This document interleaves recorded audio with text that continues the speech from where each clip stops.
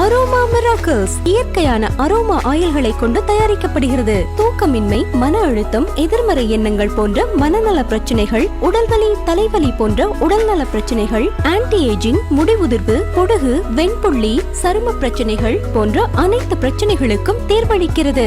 Aroma miracles.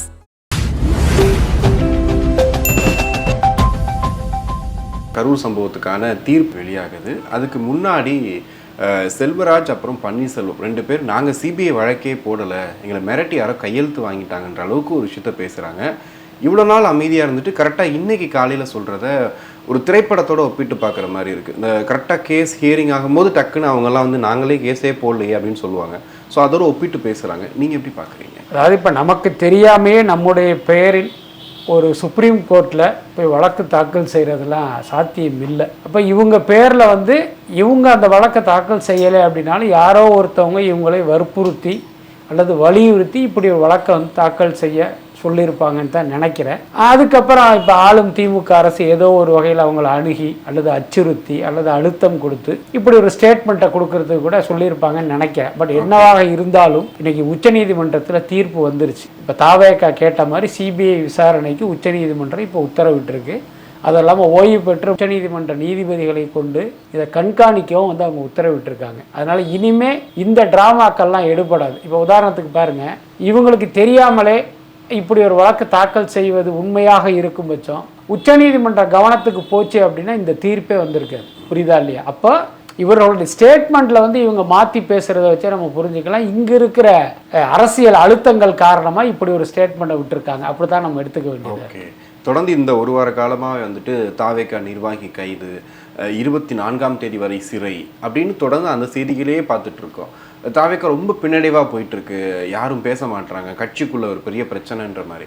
But இந்த தீர்ப்புக்கு அப்புறம் தாவேக்காவோட வீழ்ச்சி எப்படி இருக்கும்? நிச்சயமாக கொஞ்சம் உற்சாகம் அடைவதற்கு வாய்ப்பு இருக்குது. இன்னும் சொல்லப்போனால் தாவேக்காவுக்கு அரசியல் ரீதியாக கிடைத்த வந்து ஒரு மிகப்பெரிய வெற்றி தான் அது. என்னென்னா கரூர் சம்பவத்தில் ஒட்டுமொத்த பேரும், முக்கியமாக தமிழ்நாடு அரசும் ஊடகங்களும் திமுகவுடைய இணைய கூலிப்படைகளும் திமுகவால் விலைக்கு வாங்கப்பட்ட அரசியல் விமர்சகர்களும் விஜயை வந்து குற்றவாளி கூண்டில் நிறுத்தி வந்து சகட்டு மேனிக்கு அவர் மீது குற்றம் சுமத்திக்கிட்டு இருக்காங்க. விஜய் தரப்போ அதுக்கு வந்து அவங்க ரியாக்ட் பண்ணலை. என்ன காரணம் அப்படின்னா, சட்ட ரீதியாக நம்மளுடைய முயற்சி இருக்கட்டும். முக்கியமாக புஷி ஆனந்த் மற்றும் நிர்மல்குமார் மேலே வழக்கு போட்டு அவங்க கைது செய்ய வந்து அவரை தேடிட்டு இருக்காங்க. அவர்களுக்கு முன்ஜாமீன் வாங்குற முயற்சியிலையும் இவங்க ஈடுபட்டுக்கிட்டு இருக்காங்க. ஸோ இந்த நேரத்தில் இதுக்கெல்லாம் உட்காந்து நம்ம பதில் சொல்லிகிட்டு இருக்க வேணாம் அப்படின்னு வந்து இதை அப்படியே ஓரமாக வச்சுட்டு அவங்க வேலையை அவங்க பார்த்துக்கிட்டு இருந்தாங்க. இன்னொரு பக்கம் நம்ம ஏற்கனவே பல முறை சொன்ன மாதிரி இப்போ தாவேக்கா நிர்வாகிகளுக்கு ஒரு பெரிய அரசியல் அனுபவம்லாம் கிடையாது, அரசியல் பக்குவம் கிடையாது. இன்னும் சொல்லப்போனால் இன்னமும் அவர்கள் ஒரு ரசிக மனநிலையில் தான் இருக்காங்க. அப்படி இருக்கும்போது இந்த கரூர் சம்பவத்தில் விஜய் மீது சுமத்தப்படுகிற அவதூறுகளுக்கு ஒரு பக்குவமாக ஒரு அனுபவம் வாய்ந்த பதில்களை கொடுப்பதற்கு அங்கே ஆள் இல்லை. 2 மாதிரியான போக்கு தான் அங்கே இருக்குது. ஒன்று பதிலே சொல்லாமல் ஓடிடுறது, இன்னொன்று பார்த்தீங்கன்னா நம்ம பேசுவது வந்து சட்டத்துக்கு புறம்பானது, சட்ட நடவடிக்கைகள் நம் மீது பாய்வதற்கான வாய்ப்பு இருக்கு போன்ற கருத்துக்களை தெரிவிக்கிறது. இப்போ தாவேக்கா நிர்வாகி வந்து கைது செய்யப்பட்டிருக்காரு. என்னன்னா, சென்னை உயர்நீதிமன்ற நீதிபதியினுடைய தீர்ப்புக்கு எதிராக கடுமையான வார்த்தையால் அவர் ஒரு அவதூறு கருத்து சொல்லி இன்னைக்கு அவரையே கைது பண்ணியிருக்காங்க. ஒன்று இப்படி கருத்து சொல்கிறது. இப்படி கருத்து சொல்கிறதுங்கிறது பார்த்தீங்கன்னா ஒரு அரசியல் கட்சி தொண்டனுடைய பார்வையில் அதை எடுத்துக்கவே முடியாது. அது வந்து பார்த்திங்கன்னா ஒரு ரசிக மனநிலை தான். ஸோ அப்படி ஒரு கருத்து சொல்லி அவங்க மாட்டிக்கிறாங்க. இன்னொரு பக்கம் கட்சியில் இருக்கிறவங்க கருத்தே சொல்லாமல் அப்படியே ஹைடானதையும் நம்ம பார்க்குறோம். இந்த சூழ்நிலையில் இந்த தீர்ப்பு அப்படிங்கிறது அவங்களுக்கு வந்து ஒரு பெரிய தைரியத்தையும் உற்சாகத்தையும் கொடுத்துருக்கும். இனி ஒரு நாட்களில் நிர்வாகிகள் வந்து கொஞ்சம் பேச ஆரம்பிப்பாங்க அப்படின்னு தான் நான் நினைக்கிறேன். ஒரு பக்கம் இங்கே தீர்ப்பு வருது, இன்னொரு பக்கம் ராகுல் காந்தி அவர்கள் கரூர் வராரு, விஜய் கூட டைரெக்டாக பேச போகிறாருன்னு அதிமுகவும் ரெடியாக இருக்காங்க, பாஜக ஒரு பக்கமும் ரெடியாக இருக்குது. ஸோ இது ஒரு மாதிரி டிமாண்ட் கிரியேட் பண்ணுற மாதிரி இருக்கா சார்? ஆக்சுவலி ரொம்ப உண்மையை சொல்லப்போனால் விஜய் அரசியலுக்கு வரும்போது அவரை வந்து ஒரு பொருட்டாகவே பல பேர் நினைக்கல. முக்கியமாக திமுக. அவர் என்ன சொன்னார், உதயநிதி நான் வந்து சினிமா செய்திகள்லாம் பார்க்கறது இல்லைன்னு சொன்னார். ஸோ அந்த அளவுக்கு தான் விஜயை அவர்கள் குறைத்து மதிப்பிட்டார்கள். அதுக்கப்புறம் விஜயினுடைய அரசியல் இருக்குல்ல, இந்த பனையூரில் உட்காந்துக்கிட்டே கருத்து சொல்கிறது, முக்கியமான விஷயங்களுக்கு கருத்தே சொல்லாமல் இருக்கிறது, இதையெல்லாம் வச்சு என்னன்னு கேட்டிங்கன்னா இவருக்கு அரசியலில் ஒரு பெரிய அனுபவம் கிடையாது, ஒன்றும் கிடையாது. இன்னும் கொஞ்சம் நாளில் பார்த்தீங்கன்னா மக்கள் நீதி மையம் மாதிரி இவரும் ஒரு லெட்டர் பேடு கட்சியாக மாற்றிடுவார். இப்படி தான் பெரும்பாலானவருடைய அபிப்பிராயம் இருந்தது. அதனால பல கட்சிகள் வந்து இவரை ஒரு பொருட்டாவே நினைக்கல. நாங்கள் கூட்டணியில் ஸ்ட்ராங்காக இருக்கோம், விஜய்க்கு டெபாசிட் கூட கிடைக்காது, நாங்கள் வந்து ஒரு பெரிய வலுவான கூட்டணி எங்ககிட்டையும் இருக்குது, அதனால் விஜயால் எங்களை ஒன்றும் பண்ண முடியாது, இப்படித்தான் விஜய் வந்து எல்லாருமே எடை போட்டாங்க. ஆனால் அவர் வந்து ஒவ்வொரு மாவட்டத்துக்கும் சுற்றுப்பயணம்னு தொடங்கி திருச்சிக்கும் திருவாரூருக்கும் நாகப்பட்டினத்துக்கும் கரூருக்கும் போன பிறகு தான் இவங்களுக்கு தெரிஞ்சது, அடடா இவர் விஜயகாந்தும் கிடையாது கமல்ஹாசனும் கிடையாது, இவர் எம்ஜிஆர் அப்படிங்கிற அந்த உண்மை இவங்களுக்கு தெரிஞ்சிருச்சு. எல்லாத்துக்கும் மேலே எம்ஜிஆருக்கு எப்படி வந்து நாள் கணக்கில் காத்திருந்தார்களோ அதே மாதிரியான ஒரு காத்திருப்பு விஜய்க்கும் நடக்குதுங்கும் போது அப்போ விஜய் வந்து ஒரு லேசுப்பட்ட ஆள் இல்லை, இவருக்கு ஒரு மிகப்பெரிய மக்கள் செல்வாக்கு இருக்கு. எல்லாத்துக்கும் மேலே தேர்தலுக்கு முன்பே பல சர்வேக்கள் பார்த்தீங்கன்னா அவருக்கு 28%, 27%, 30% வாக்கு சதவீதம் கிடைக்குங்கிற அளவுக்கான ரிப்போர்ட்லாம் வர ஆரம்பித்ததுக்கு பிறகு இவர்களால் விஜயை வந்து தவிர்க்க முடியல. இன்னும் சொல்லப்போனால் எப்படியாவது விஜய் கூட போய் நம்ம ஒட்டிக்கலாமேங்கிற அந்த எண்ணம் பலருக்கும் வந்துருச்சு. இப்போ சீமானே அப்படி ஒரு முயற்சியை தானே பண்ணார். விஜயை போய் நேரில் பார்த்தாரு, பயங்கரமாக படம் காட்டினார், எப்படியாவது விஜயோடு சேர்ந்து ட்ராவல் பண்ணி நம்மளும் அப்படியே அதிகாரத்துக்கு வந்துடலான்னு பார்த்தாரு. ஆனால் விஜய் வந்து இவருடைய சூழ்ச்சியை புரிஞ்சுக்கிட்டாரு. நம்ம செல்வாக்கை வச்சு இவர் முதலமைச்சர் நாற்காலியில் உட்கார கனவு காணுங்கிறாருன்னு தெரிஞ்சுக்கிட்டு ஒரு கட்டத்தில் சீமான நகர்த்தி வச்சுட்டாரு. அதுக்கப்புறம் அந்த கரூர் சம்பவத்துக்கு பிறகு முக்கியமாக அந்த கரூரில் விஜய்க்கு கூடிய அந்த கூட்டத்தை பார்த்ததற்கு பிறகு எல்லா கட்சிகளுமே பார்த்திங்கன்னா விஜயை எப்படியாவது நம்ம கூட்டணிக்கு கொண்டு வந்துடணும் அல்லது நாம் அவர் பக்கத்தில் போயிடணும் அப்படிங்கிற அந்த மனநிலைக்கு வந்துட்டாங்க. அதனால தான் இன்றைக்கி நாங்கள் வலுவான கூட்டணி அப்படின்னு வாய்க்கு வாய் பேசின எடப்பாடியே தாவேக்கா நம்ம கூட்டணிக்குள்ள வந்தா சரியா இருக்குன்ட்டு அவங்க வந்து ஒரு டிராமாவே பண்றதை நம்ம பார்க்கிறோம்.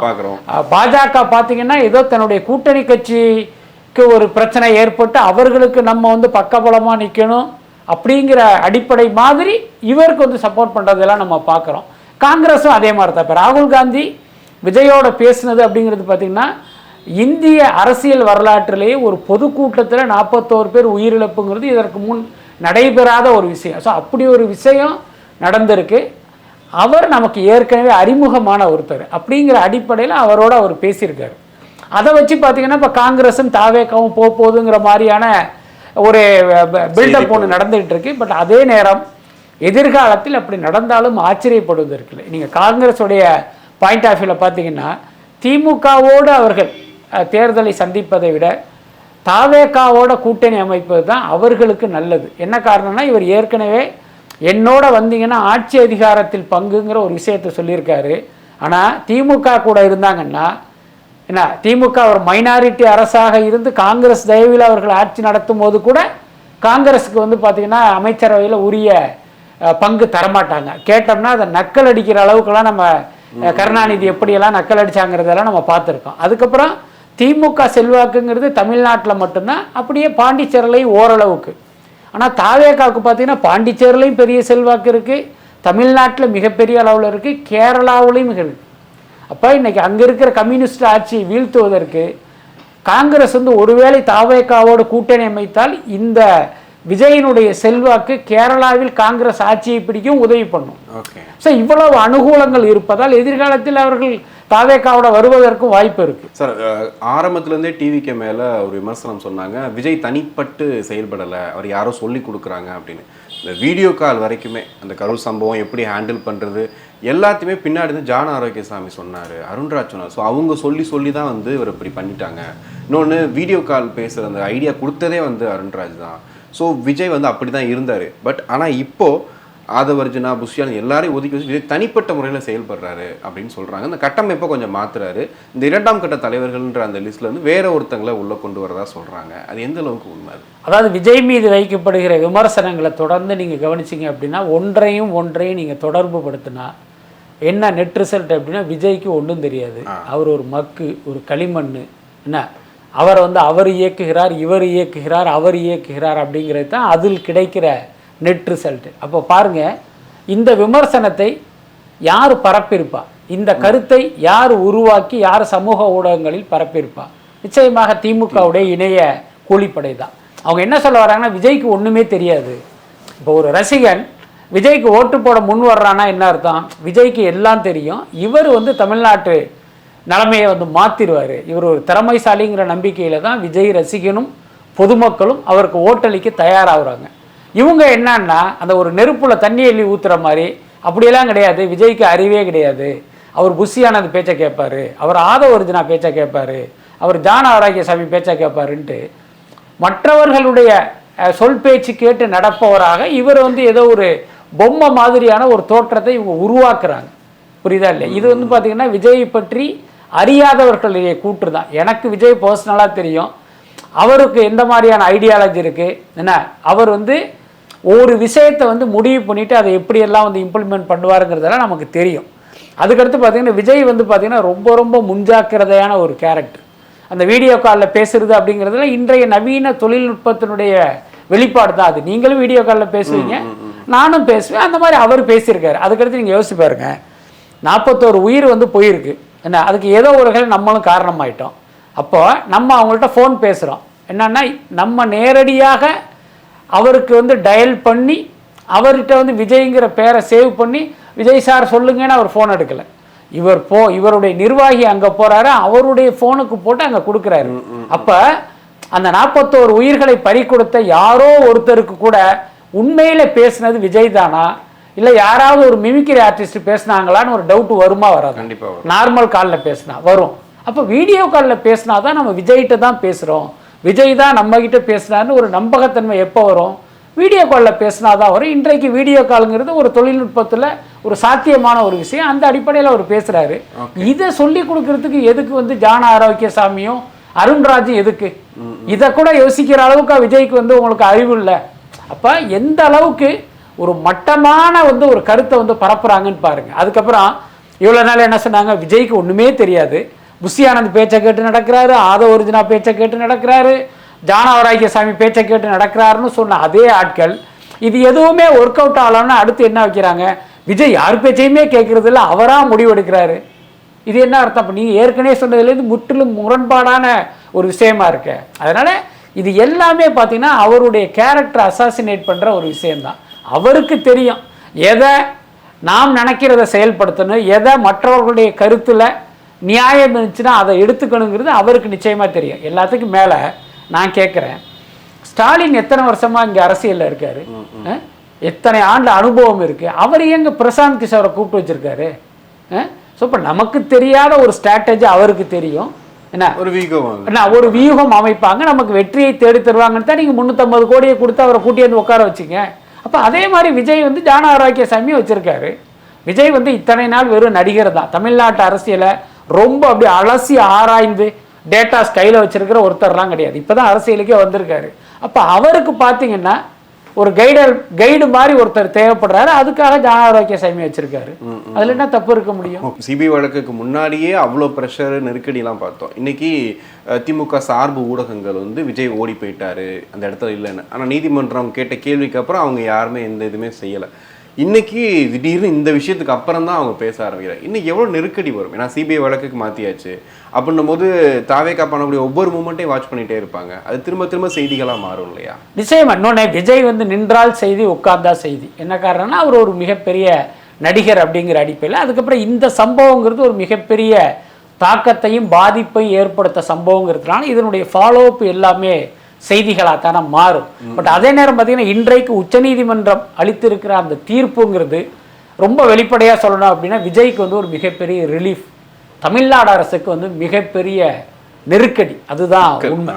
ஏன்னா நீங்கள் ஒரு 3வது மனிதனாக இந்த விஷயத்தை வந்து நீங்கள் அப்படி பார்த்தீங்க அப்படின்னாலே உங்களுக்கு யார் மேலே தவறு இருக்குது அப்படிங்கிறத உங்களால் ஈஸியாக சொல்லிட முடியும். அதே நேரம் தமிழ்நாடு அரசு ஒரு கண் துடைப்புக்காக அல்லது தங்கள் மீது எந்த தவறும் வராத மாதிரி மொத்த தவறுகளையுமே தாவேகா மீது திருப்புவதற்காகத்தான் இப்போ இவங்களே வந்து ஒரு சிறப்பு விசாரணை குழுவெல்லாம் போட்டாங்க. சிறப்பு விசாரணை குழு போட்டாலும் அவர்கள் யார்? தமிழ்நாடு காவல்துறை சேர்ந்தவர்கள் தானே.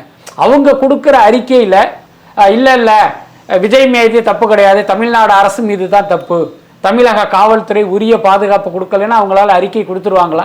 கண்டிப்பாக கொடுக்க மாட்டாங்க. அப்படி ஒரு அறிக்கை கொடுத்தாங்கன்னா நம்ம மலாக்கப்படுத்திக்கிட்டு எச்சி துப்புற கதை தான், அது அவர்களுக்கே பாதிப்பாக அமையும். அதுக்கப்புறம் பார்த்தீங்கன்னா இப்போ முன்னாள் நீதியரசர் அருணா ஜெகதீசன் தலைமையில் பார்த்தீங்கன்னா ஒரு விசாரணை ஆணையம் அமைக்கிறாங்க.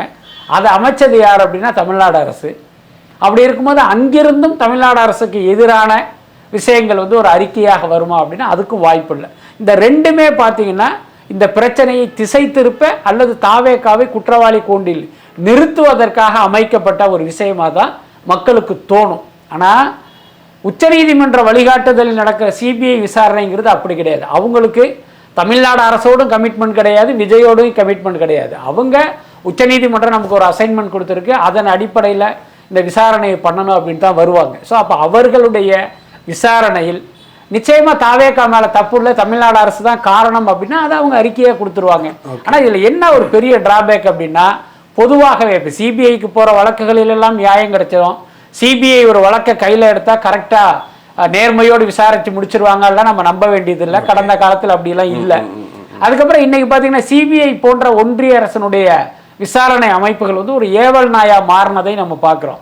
அப்போ இந்த வழக்கை கையில் எடுக்கிற சிபிஐ அதை பயன்படுத்தி ஒன்றிய அரசு தாவேக்காவுக்கு ஒரு நெருக்கடியையும் மிரட்டலையும் கொடுப்பதற்கும் வாய்ப்பு இருக்கு. அந்த யதார்த்தத்தை நம்ம ஒத்துக்கிட்டு தான் ஆகணும்.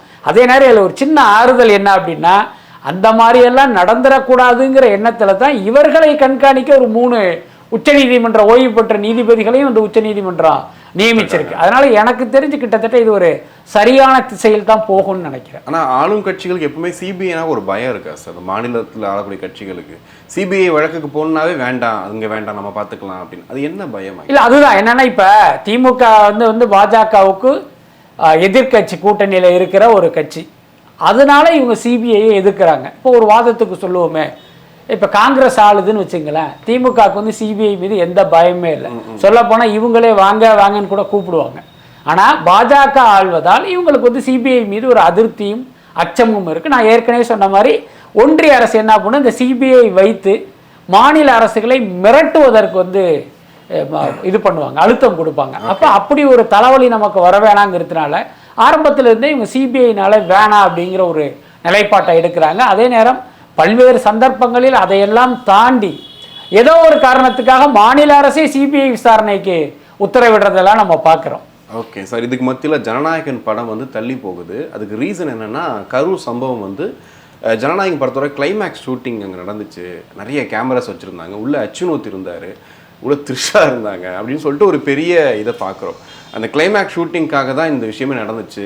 இப்போ அதில் எடிட் பண்ணி தூக்குறதுக்காக ஒரு டைமுக்காக தான் ஜனநாயகன் வந்து தள்ளி போகுது அப்படின்னு சொல்கிறாங்க. எந்த அளவுக்கு உண்மை இது? இந்த கருத்தை கேட்கும் போது உங்களுக்கு என்ன தோணுச்சு?